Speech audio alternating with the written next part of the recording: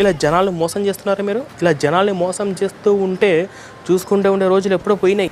ఈ భూమి మీద ఎవరికైనా రెస్పెక్ట్ ఇచ్చి మాట్లాడచ్చేమో, కానీ విజయ్ కుమార్ లాంటి దొంగ పాస్టర్లకు, జనాలను మూఢ విశ్వాసంలోకి తీసుకెళ్ళి మోసం చేసి ఇలాంటి దిక్కుమాల దగులుబాజీ పాస్టర్లకు ఏం రెస్పెక్ట్ ఇస్తారు? ఎవరు రెస్పెక్ట్ ఇస్తారు? అసలు వీడి వల్ల యావత్తు క్రైస్తవ పాస్టర్లకే అవమానం, క్రిస్టియానిటీకి అవమానం వీడి వల్ల. ఒక మాట చెప్పాలంటే క్రిస్టియానిటీకి అవమానం వీడి వల్ల. జనాలను అంటే నాకు ఏం అర్థమవుతుందంటే వీడు చెప్పిన దాన్ని బట్టి అన్ని చర్చిలలో కూడా ఎవరన్నా, దయచేసి ఈ వీడియో చూస్తున్న వాళ్ళు ఎవరన్నా కావచ్చు, దయచేసి మీరు మీ స్నేహితులందరికీ షేర్ చేయండి.